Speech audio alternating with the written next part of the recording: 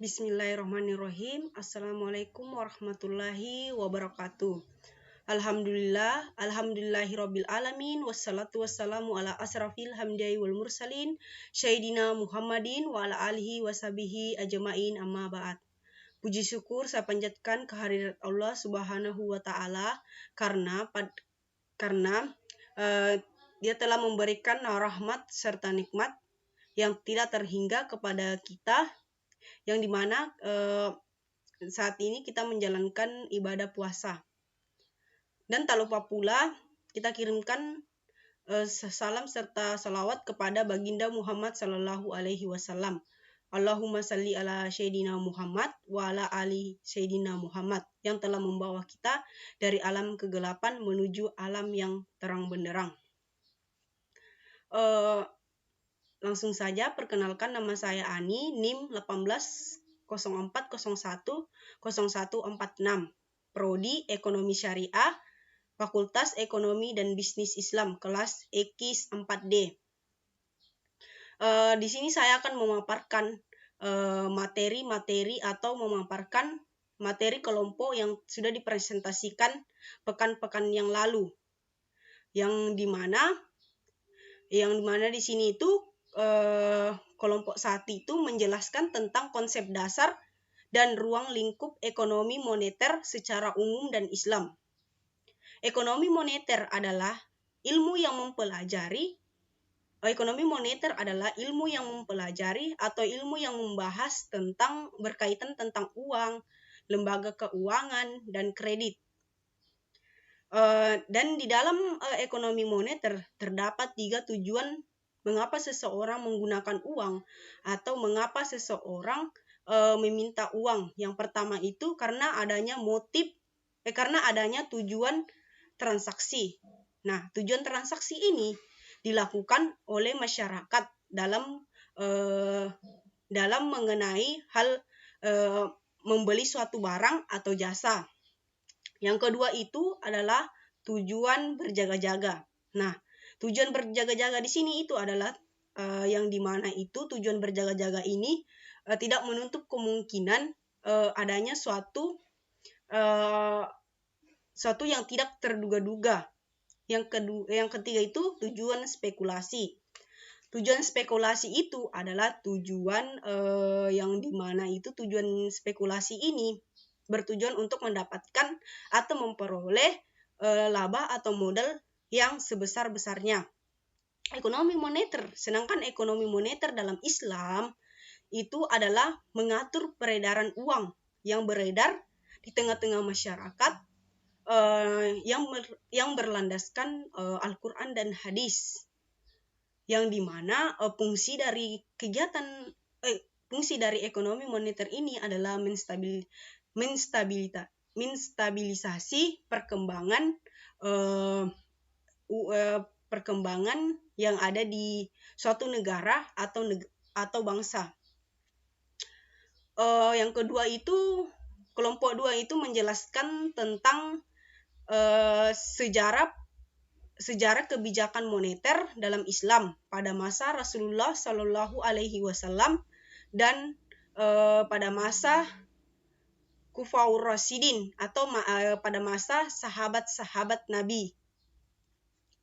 Nah, kebijakan yang pertama itu kebijakan moneter pada masa Nabi Muhammad Shallallahu Alaihi Wasallam.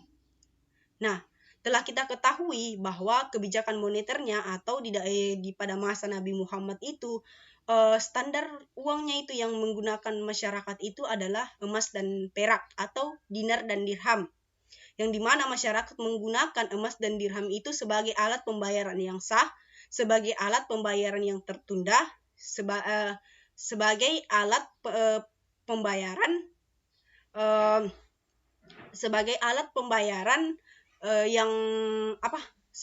pembayaran yang sah dengan nilainya, yang dimana masyarakat menggunakan emas dan dirham itu untuk bertransaksi dan untuk memudahkan dalam aktivitas ekonominya tersebut. Adapun kebijakan moneternya itu atau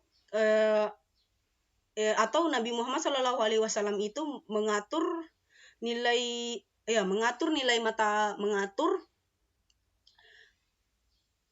mengatur peredarannya uang itu dengan mengeluarkan peraturannya seperti tidak boleh memalsukan uang, pencetakan dinar dari dirham itu sesuai dengan syariat Islam atau setara dengan 6 danik. Yang kedua itu adapun kebijakannya itu yang pertama itu pembayaran tidak tunai itu diterima di kalangan pedagang. Yang kedua itu pada masa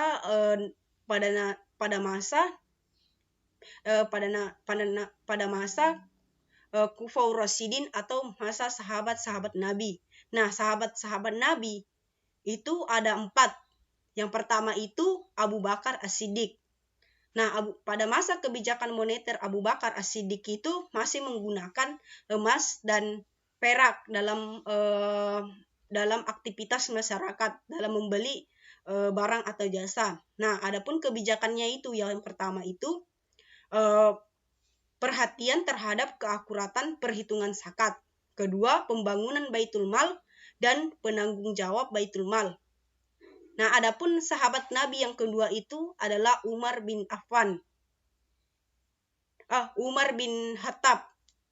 Umar bin Khattab di sini itu memiliki kebijakan di mana kebijakan yang pertama itu undang-undang perubahan pemilik tanah. Adapun yang ketiga itu pada masa Utsman bin Affan. Kebijakan moneternya itu antara lain membentuk pengairan, membentuk lembaga pengadilan untuk penegakan hukum. Yang terakhir sahabat Nabi yaitu pada masa yaitu Ali bin Abi Thalib. Adapun kebijakan moneternya yaitu yang pertama itu Ali bin Abi Thalib itu yang pertama itu adalah pengeluaran angkatan laut dihilangkan, dan yang terakhir itu adanya kebijakan penetapan anggaran. Yang ketiga itu adalah sejarah. Yang ketiga itu adalah sejarah uang. Adapun di sejarah uang yaitu membahas tentang konsep uang dalam Islam, dan konsep uang dalam konvensional. Nah, dulu itu masyarakat tidak mengenal uang.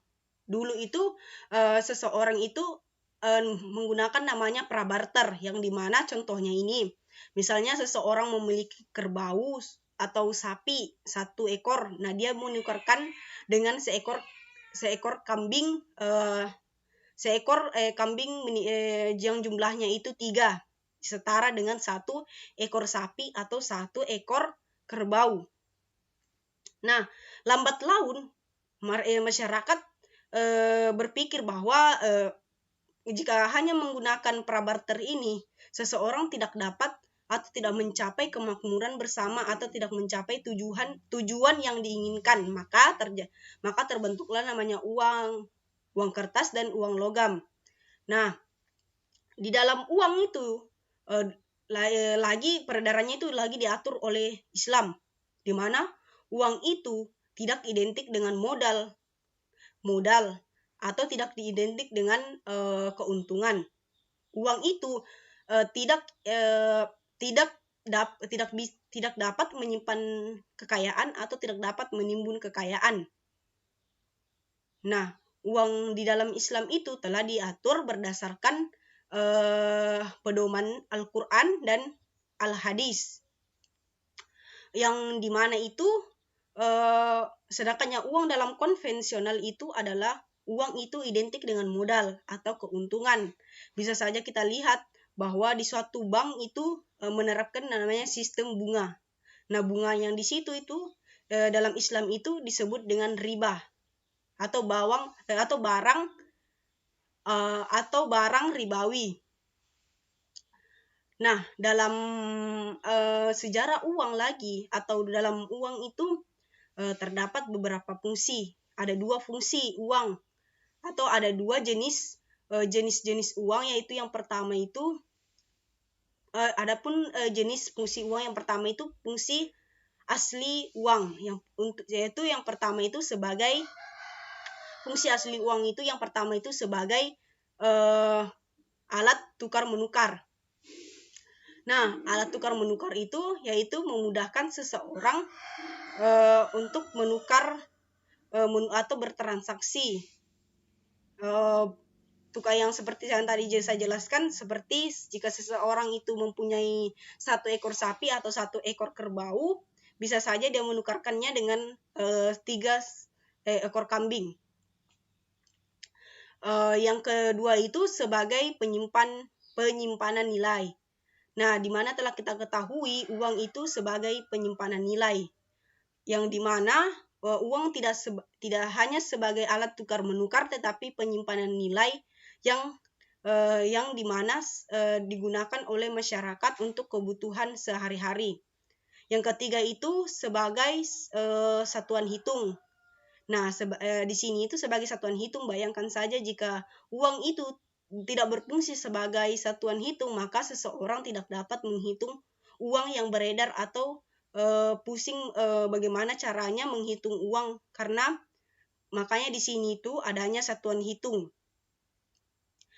Yang kedua itu fungsi turunan uang. Nah, turunan uang terbagi lagi menjadi 4. Yang pertama itu uang sebagai alat pembayaran yang tertunda. Contohnya begini, misalnya seseorang itu memiliki uang 1 juta, lalu dia meminjamkannya kepada orang lain dengan jangka waktu kurang lebih 5 tahun, maka uangnya tersebut itu akan bertambah atau yang disebut dengan sistem bunga. Yang kedua itu adalah uang sebagai alat pembayaran yang sah, yang dimana dalam artian ini adalah uang pembayaran yang sah itu adalah uang yang digunakan dalam masyarakat yang sah dengan nilainya, yang diterima dan digunakan dalam kebutuhan sehari-hari. Yang ketiga itu sebagai uang sebagai alat penyimpanan kekayaan. Nah, di samping uang sebagai alat pembayaran yang sah dengan nilainya, di samping sebagai alat pembayaran yang tertunda, fungsinya itu ada lagi penyimpanan kekayaan. Misalnya seseorang membeli sebuah tanah, bangunan, perhiasan, dan lain sebagainya. Yang keempat itu sebagai alat penimbun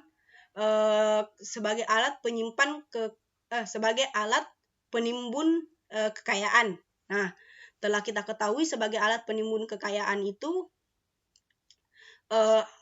adalah di mana setelah seseorang menyimpan kekayaan, maka seseorang akan menimbun kekayaan. Misalnya dia sudah memiliki segalanya, lalu dia lagi membeli sesuatu yang tidak ada atau sesuatu yang gunanya itu menambahkan suatu kekayaannya.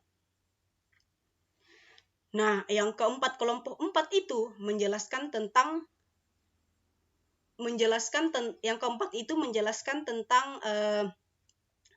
peran dan fungsi dan peran lembaga keuangan bank dan lembaga keuangan bukan bank. Lembaga yang perlu kita ketahui itu adalah bank syariah, itu adalah bank yang mekanismenya atau bank yang secara operasionalnya itu di operasionalnya itu didasarkan pada yang dimana itu mekanismenya itu tidak memberikan bunga kepada nasabah, dalam artian tidak membebankan bunga kepada nasabah jika nasabah mengambil uang di suatu bank atau meminjam uang di suatu bank, yang dimana kegiatannya ini bank syariah ini tidak berbaut pada yang namanya barang ribawi, karena sudah jelas bahwa lembaga keuangan bank ini adalah lembaga yang berlandaskan, yang dimana operasionalnya itu berlandaskan pada Al-Quran dan hadis. Adapun fungsi dari lembaga keuangan bank itu ada 3. Lembaga keuangan itu ada 3. Yang pertama itu untuk menghimpun dana dari masyarakat. Nah, dalam artian di sini yaitu untuk menghimpun dana dari masyarakat yang berkelebihan.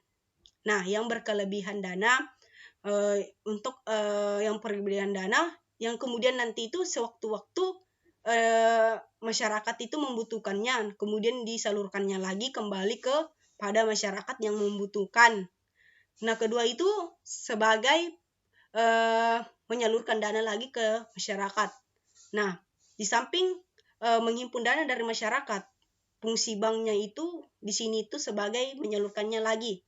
Nah, setelah terkumpul dananya di suatu bank, maka masyarakat itu dibolehkan untuk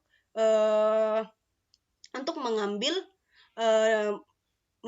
uang jika memerlukan, mengambil dananya jika ada kebutuhannya, tapi sesuai dengan peraturan atau ketentuan yang sudah disepakati oleh bank syariah itu sendiri. Yang ketiga itu sebagai bank itu sebagai menyediakan pelayanan jasa. Nah, di samping bank syariah menyalurkan dana dari masyarakat dan menyalurkan dana dari masyarakat. Nah, bank syariah juga memberikan jasa pelayanan untuk memudahkan aktivitas masyarakat dalam hal jasa penerimaan uang atau transfer, pemindah bukuan, dan surat-surat berharga, dan lain-lain. Adapun perannya, yaitu peran dari lembaga bank syariah itu sendiri adalah menstabilisasi perkembangan bank syariah dalam perekonomian, khususnya perekonomian yang ada di Indonesia. Nah, yang kedua itu lembaga keuangan bukan bank. Nah, lembaga keuangan bukan bank ini merupakan lembaga yang memberikan jasa-jasa dan menarik dana dari masyarakat, secara tidak langsung. Nah, di mana di lembaga keuangan bukan bank memiliki fungsi, yaitu yang pertama perantara kontrak, yang dimana perantara kontrak ini yaitu dimana seseorang itu menarik tabungan yang telah menarik tabungannya melalui kontrak yang kerjasamanya atau menandatangani kontraknya masing-masing. Kedua itu adalah kontrak investasi atau yang kedua itu perantara investasi, yang dimana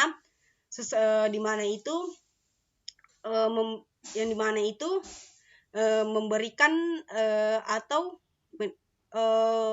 memberikan surat-surat berharga kepada masyarakat, kemudian bisa saja masyarakatnya menjual kembali. Ketiga itu perantara keuangan. Di samping sebagai perantara kontrak dan perantara investasi, fungsi lembaga bukan bank itu sebagai lembaga keuangan atau perantara keuangan yang mengatur segala keuangan yang ada di suatu bank tersebut. Adapun perannya itu, yang pertama itu pengendalian aset, kedua transaksi, ketiga itu likuiditas, dan yang keempat itu efisiensi. Nah, sedangkan kelompok 5 itu menjelaskan tentang teori permintaan dan penawaran uang. Nah, sudah dibahas sebelumnya bahwa uang itu adalah suatu yang tidak identik dengan modal, suatu yang tidak identik dengan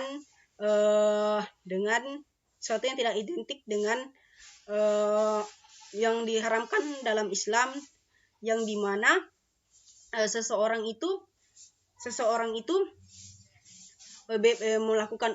menggunakan uang itu sesuai dengan ketentuan syariat Islam. Nah, dalam teori permintaan dan penawaran, menurut teori klasik, mengapa seseorang itu menggunakan uang atau seseorang itu meminta uang karena adanya motif. Yang pertama itu motif transaksi. Motif transaksi itu adalah motif yang digunakan motif yang digunakan untuk bertransaksi dalam pembayaran barang dan jasa. Kedua itu motif berjaga-jaga. Nah, motif berjaga-jaga di sini adalah motif yang digunakan untuk berjaga-jaga atau motif yang sewaktu-waktu tidak diduga-duga atau suatu yang mendesak datangnya itu secara tiba-tiba. Yang ketiga itu motif spekulasi. Nah, motif spekulasi ini adalah motif yang digunakan untuk memperoleh keuntungan sebesar-besarnya dalam kegiatan ekonomi tersebut. Nah,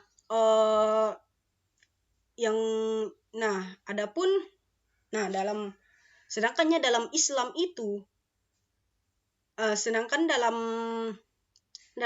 itu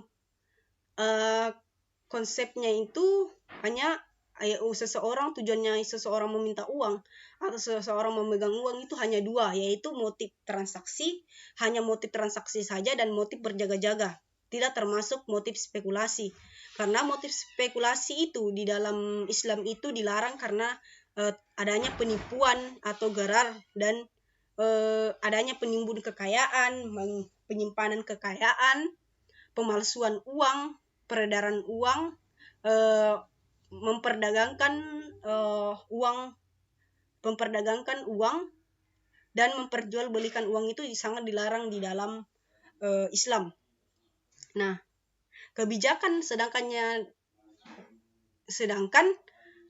perlu kita ketahui kebijakan moneter itu dipegang oleh otoritas keuangan. Dalam hal ini Bank Sentral atau BI di Indonesia itu dipegang oleh Menteri Keuangan.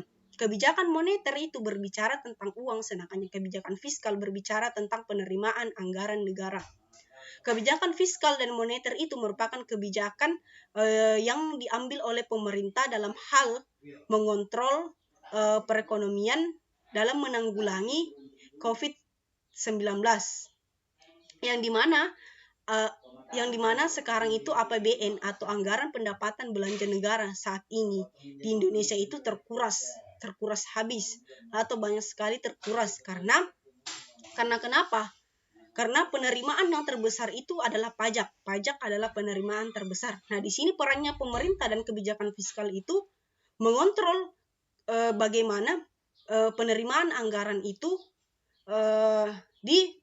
diprioritaskan dalam penanggulangan COVID-19. Nah, di mana penerimaan pajak terbesarnya itu berdampak langsung kepada kebijakan fiskal pemerintah. Demikianlah dari pemaparan dari saya. Jika ada kekurangan mohon dimaafkan. Marhaban ya Ramadan. Assalamualaikum warahmatullahi wabarakatuh.